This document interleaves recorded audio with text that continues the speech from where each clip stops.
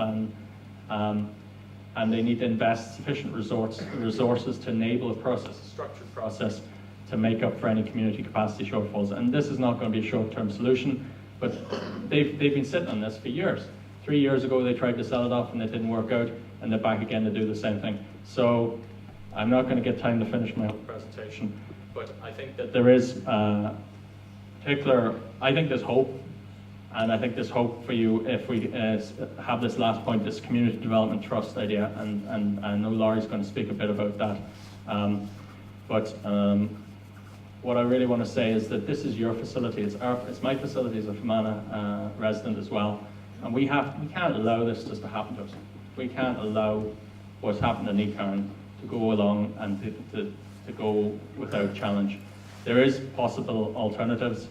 There's always a way to do things, I do believe that, and we just need to get together, people of goodwill, to actually stop this. So, thank you. All right. Thank you. Thank you very much indeed, Donald, for that. Now, again, to try and get you home to bed eventually, could I call on Laurie to come up straight away and do his presentation, please? Hi guys, good evening. I've been told I have 12 minutes. Okay. Okay, my name's Laurie McCusker. It's a pleasure to be here this evening. It's interesting, yesterday I was in Irvinstown, and yesterday I brought some senior government officials to Irvinstown because they have been inspired by the work that takes place in Irvinstown by the likes of the Ardcapillary Living Centre and the Irvinstown Trustees Enterprise Company. Community-run, community-led initiatives right here that have made a huge contribution not only to Irvinstown, not only to North Fermanagh, but further afield. So it's a bit ironic actually, me standing up here now talking about a model which Irvinstown actually champions on. But I'm going to talk a little bit about community development trusts. We have a superb model in this county, and it's actually in Irvinstown. So it's really ironic that we're here talking about this now, and that's not a disservice to the people here in Irvinstown who have and continue to make a huge contribution to this community. So we're talking about development trusts. I'm fortunate that I am involved in a development trust, the Fermanagh Trust, and I'm also on the board of Development Trust NI, and we are committed to contributing to community-led asset development. Yep.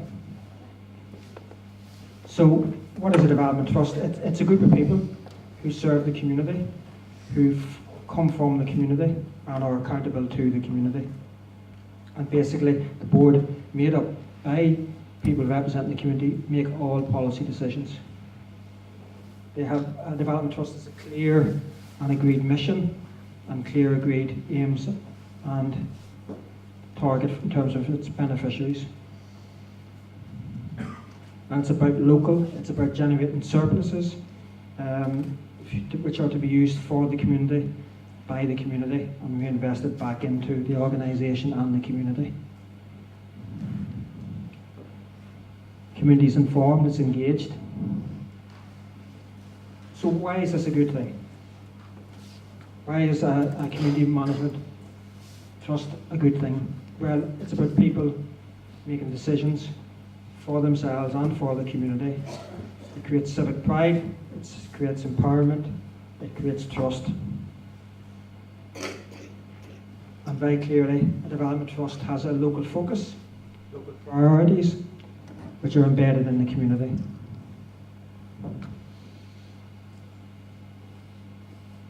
And it's really about meeting the needs of the community.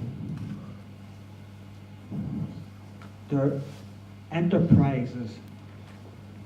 They generate income, and they generate income in order to be able to operate and to be able to function, to be able to engage staff, to deliver services for the benefit of people. They can be local assets, but they can also service much broader areas than the local community in which they're based. They can access funding and build up a customer and a loyal base of users. These models have risks, but if you have a strong development trust with strong voluntary input, a strong board of directors, you generally find that if they are managing an asset, and it's very important, the word asset, it's not a liability. A development trust should never take on a liability, because liabilities are dangerous, especially because they can put people in financial risk. But if it's an asset for the community, then that asset can be developed. And I'm very, very confident. In fact, I think everybody in this room is clear this evening that Necarne is an asset. There are issues on the estate which have financial implications. If you looked at the news last week, and I was interested, Donal, in your slide about the Heritage Lottery Fund, the Victorian Baths in East Belfast, investment of £5 million in the Victorian Baths in East Belfast. And why was that investment made? Because people had vision, people had drive, people had enthusiasm, and a sense of direction.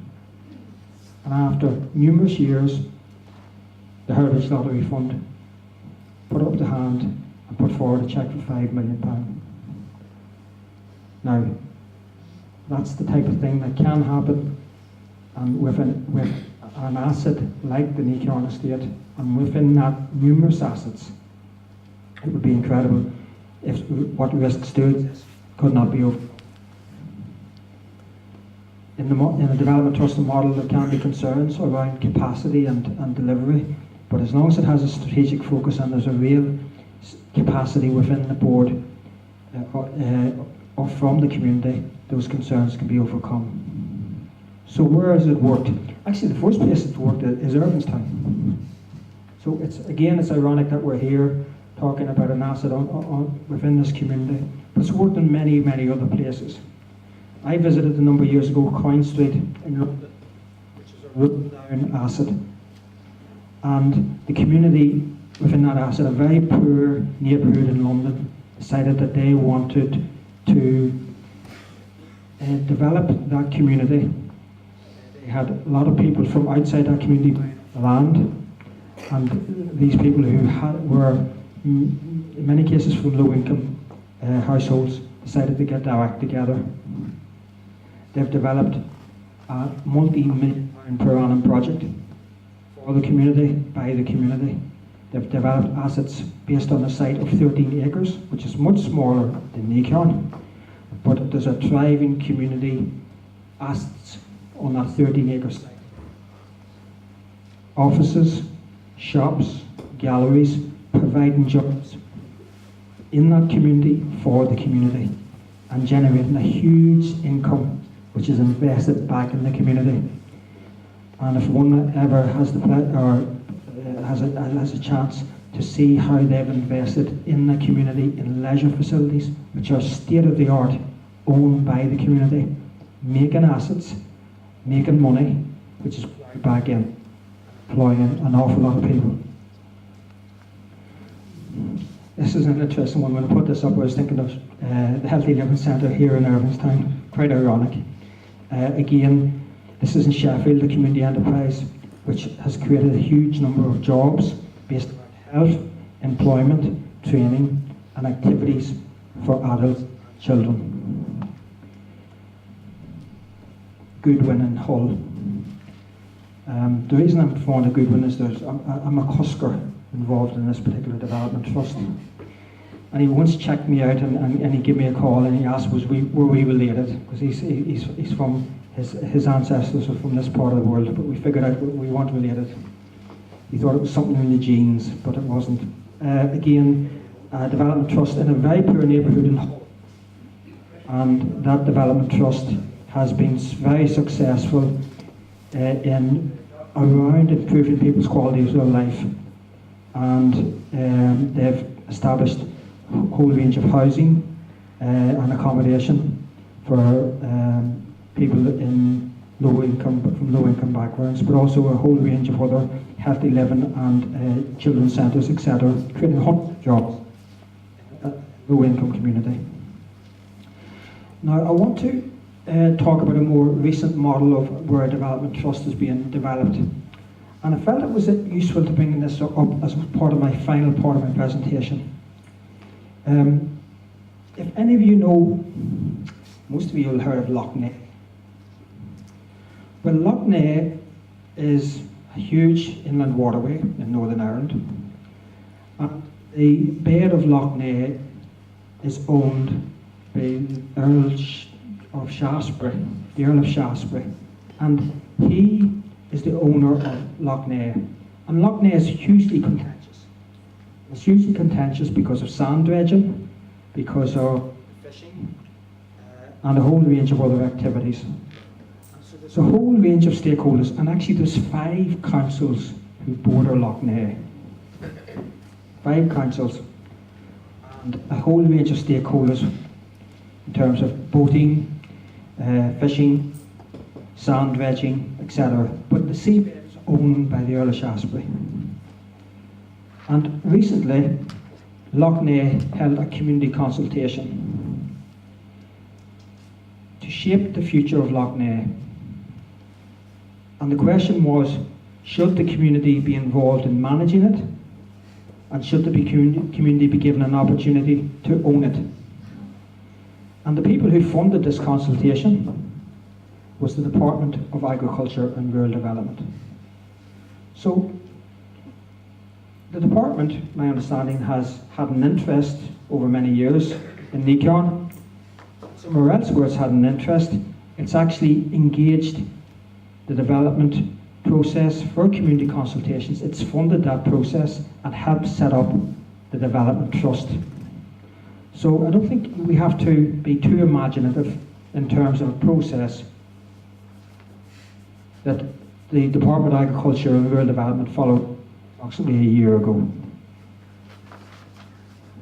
And that process involved bringing all the stakeholders together, the owners, representatives of the owners, the council, senior Department of Agriculture officials, politicians, the land dredgers, the eel fishermen, the tourist providers, the local community groups, into the same room, and 80 of the most senior people in those organisations.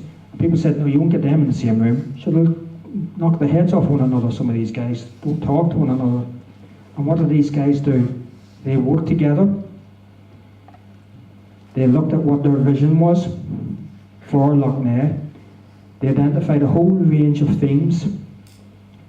Something similar to what you've done this evening, but maybe not with what you haven't had this evening, some of the key stakeholders in the room. You have others, but not some of them, particularly the owners.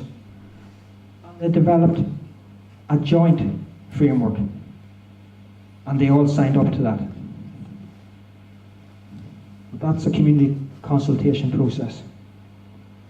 It's a listening process, it's an engaging process, and that can be done here.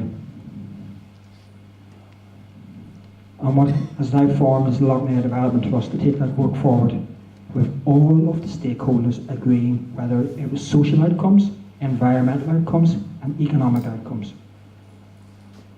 Now, Necarne is much smaller